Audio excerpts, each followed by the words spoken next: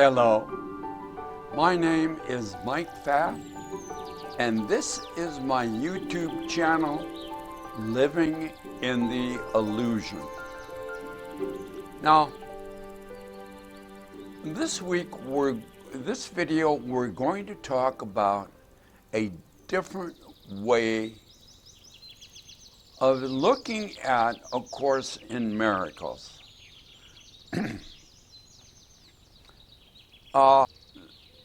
How do you hide information right out in front?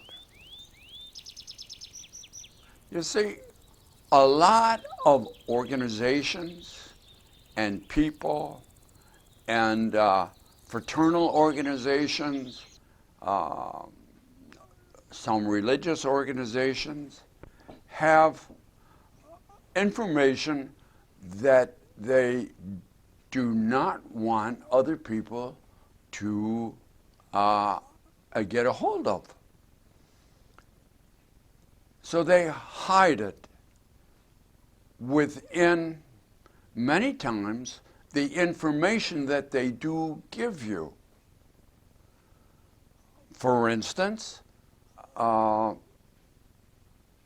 in times past, when they wanted to hide information, they wrote it, encrypted it inside of a book, a letter, and many things that they passed on to other people through word patterns, repeating of certain words or letters. And some of those organizations, Kabbalah is somewhat written like that, where the words have certain different meanings, and you have to know how to understand that in order to understand the information. The Masonic organization have a way of have symbols and language and certain methods of recognizing each other and who to trust. There are many organizations that do that kind of stuff. So you can hide information right in front of you, and other people will not be able to understand what it is. They will think, well, I'm just reading this information and it seems to make sense to me, but the deeper meaning is lost. And of course, that's what I'm trying to think about when I look at A Course in Miracles. We know that it has a lot of religious language associated with it and threads that lead back to the New Testament in the Bible. But I'm suggesting there is much ancient wisdom within the syntax of A Course in Miracles.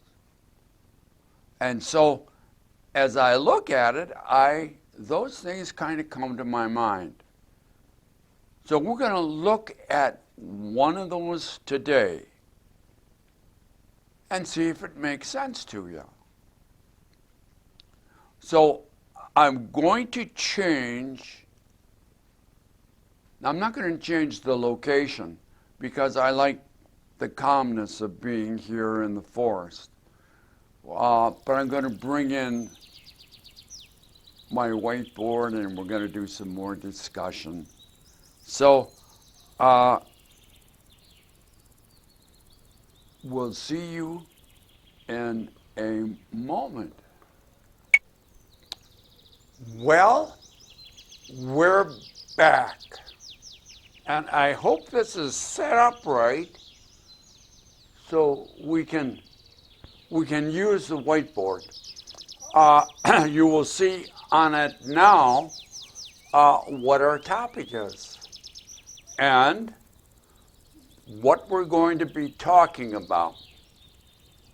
The reasoning of the egoic world.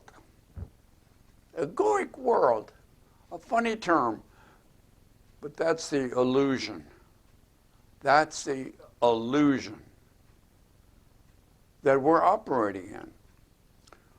And A Course in Miracles is emphasizing that in this particular paragraph. And I'll put the whole paragraph on here also underneath it so that you can be aware of it, where it comes from. And then if you want, you can go back and look at it and get more information. But here's the thing. We believe that I believe that you are causing me to do, are the subtle cause of me doing what I do. Now, another way of looking at it is the outside world determines your life. The outside world determines your life. Now that's the reasoning of the world. By that, government tells us what to do. We need to pay our taxes. We need to have a job. We need to do certain things for society. All kinds of stuff. The outside tells us what to do. And therefore, it can get right down to the individual. And we usually look at it and say, you make me mad, make me sad. What you do is causing me problems. Now, that's what we do individually. We do the same thing nationally with other countries. What they do determines what we're going to do. And right now, there's a lot of that going on in the world. So it's a common theme that the outside determines the inside. That's not what the Course says. You are responsible for you. You create the world you have. Now here's the thing, and it's going to be the end product. So we're going to go through real quickly a model that I've used several times, and I'll put some references to those other times. And you'll begin, if you've been following this channel, you'll begin to recognize this model. And it's going to talk about the outside and the inside. So to speed this process on, I'm going to stop again and come back in a moment and have it already written on the board, rather than you watching me write it. And then I'll explain it and see if it makes sense to those that may be new to the channel. So be right back. Well, we're back again.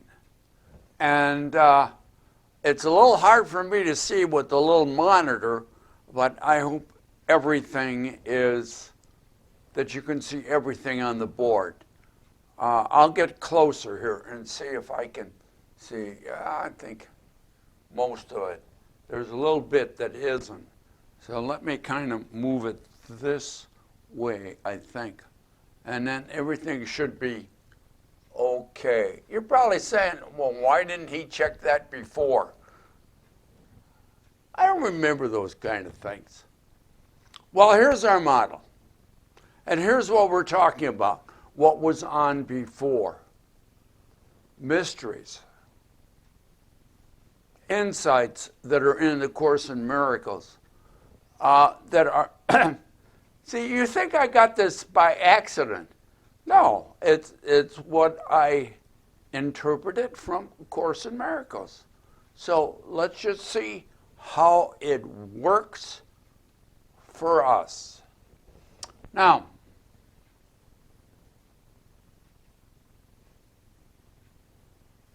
the model, if you're not familiar with it, I will go through it and kind of explain it. Okay? You have two parts. Here is the outside of you, and here is the inside of you. So this is going to look an awful lot like stuff we did before. But we're going to look at it in a different light, related to how the Course in Miracles looks at it. But we got to change the language a little bit. Outside of you, and I'll have other videos on that, is everything. Everything is outside of you: relationships, jobs, cars, trains, puppy dogs. Everything is outside of you. Significant other, everything. And it's all energy. What is outside of you? And I know it doesn't look that way, but it's all energy. Okay? It is everything. So it's all there is. It's the all. And it's also conscious. It's a consciousness because it's moving. It's energy. It has direction and moves around. It interfaces with itself. And it's infinite. This outside of you is infinite. And we'll come back to that in a little bit. Now, inside of you, you have certain functions also. Now, as I said before, we're not sure where the inside of you is, because you're not your body. And therefore, you need to begin to think differently about where your inside is. You do have a body, but it's not you. Oh, maybe we'll think more on that. Now, inside of you, you have what we call the subconscious mind, which is where all your memories and beliefs and reference material and past experiences are all kept. Now, between the inside and the outside, see, I got gap. There's a gap. This information is not the same as what is inside of you. So you take this outside information in through your senses.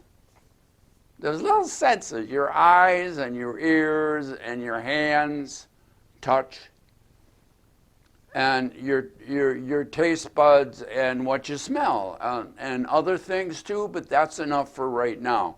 5 senses. 1, 2, 3, 4, 5. I wrote them down correctly. So this is the area that the senses move across that gap and bring inside of you information in massive quantities. So this is where I get the idea that the outside is controlling what I'm doing, what happens to me. I'm being controlled by other forces outside of me. Now, how they do that is what the mystery is. So, as that quantity, high quantity of information comes through the senses, a lot of it is meaningless. Now we think we're every time we're looking around or we're feeling around or we're hearing things that we are hearing what is out there. You're not. You are hearing, and we'll talk about it in just a second because I want to go through the process of how you know it's there. First thing you do with the information from the senses, very first thing, you throw out what you don't need. In other words, you make a determination as to, of the information, what is important for you. And usually what is important is around survival. So you filter the information as to what is relevant and important for you. And how do you do that? How do you do that? Through your past experiences. Because your past experiences is all you know about the world. So, and that's in the form of memories and beliefs, basically. Beliefs are memories. They're consolidation of certain memories that now you say, well, I believe that. And you do. And it's based upon your past, and it's based upon your memories. So that is the filtering mechanism you use to look at this incoming data. There it is. Now, the output of the data after filtering, it is, now you got this big, all of this information, and in there you have high-graded it, cherry-picked it, to only have the information that you believe you need based upon your past. So this is the information out of the input, out of the everything, out of the energy outside of you that you use. Now what do you do with it? This is where your world is. This is your world. This is your, you think your world is out here. Now this is energy out here. Your world you create inside. Now, I've had a couple of videos on that. Do we create our world? And the short answer is, absolutely. Oh no, it's got to be outside. No. Your world's inside of you. It is a unique creation based upon your past. And your world will be different from anybody else's. The world of objects is in here. And you project it through the conscious mind. Because the conscious mind looks at your inside creation and projects it on the outside. Now I want you to take a real close look at this model and think about it. There's nothing that the subconscious mind or the conscious mind know of the outside world. The subconscious mind and the conscious mind know nothing of the outside world directly. All that information comes through your senses. Your conscious mind does not interface with the outside world. It interfaces with your inside world. Your subconscious mind, the same way, interfaces with the information and your past. Those two things come together, the incoming information and your past, and you manipulate them together. I call it filtering, but you manipulate them together, and out of that interaction comes what's important for you, what is relevant for you. And out of that relevant information, make your world. The conscious mind, the slow part of the whole process, projects that on the outside, and you believe that the world is outside. And we have talked about that in a couple different ways. And it's a difficult thing to understand unless you move deeply into Course in Miracles, and you will find information embedded here and there and here and there that you can pull out and come to the understanding. Outside is consciousness, everything. Inside is a creation based upon your past. So now the question of what we're talking about in that statement, the reasoning of the world. You are the cause of my behavior. Because of the way you are, I have to do certain things. You make me mad, make me sad, make me happy. What you do is what is causing my world to be the way it is. No, it's not.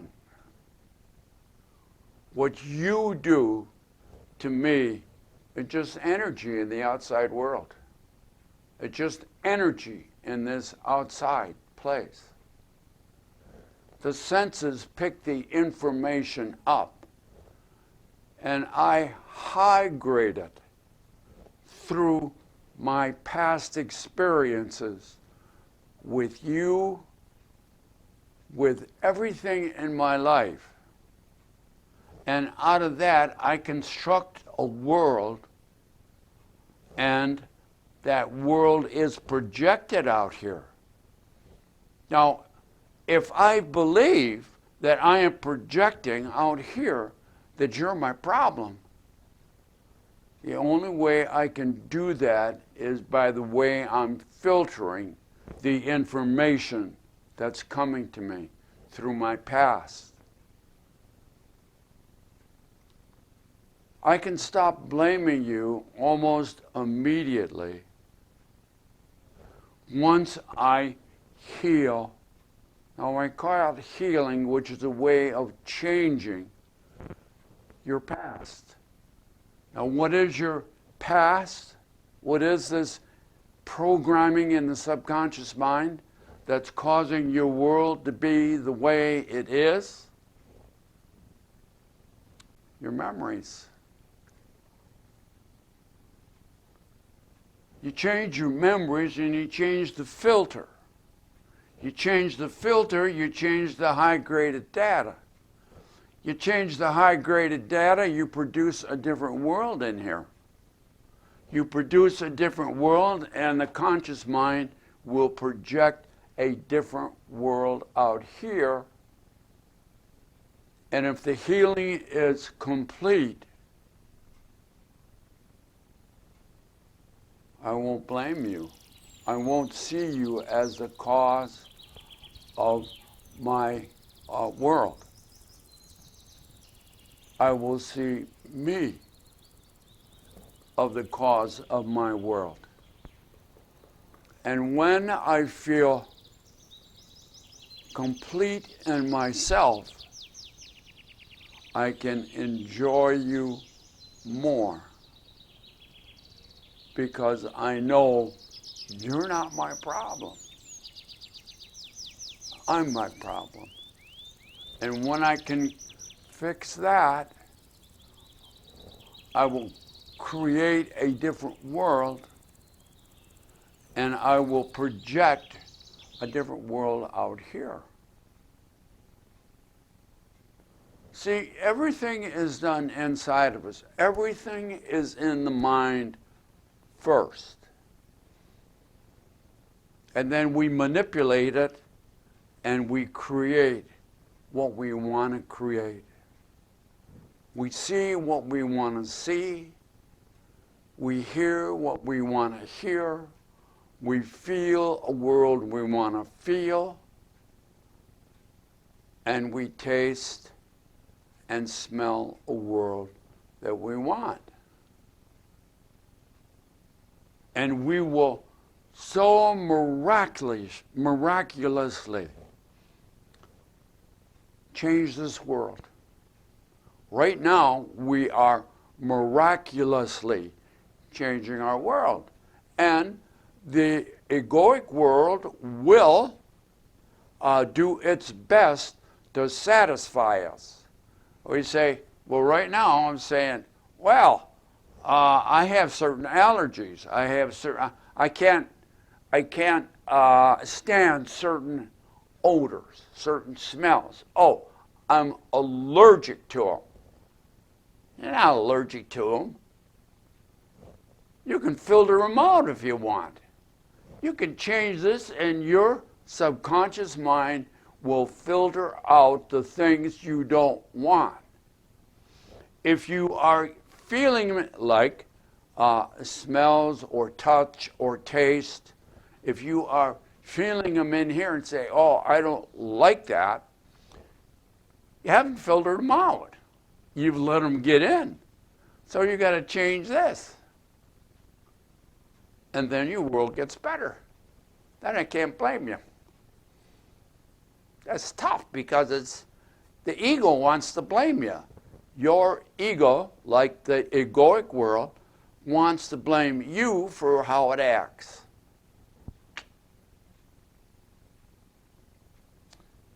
Read carefully A Course in Miracles, and you will find this model. It's where I got it. It's part of the mystery and the hidden information within the Course. Now, if the language, like it has for me in certain instances, if the language doesn't seem quite right, set that language aside and go deeper and see what the meaning behind the language is.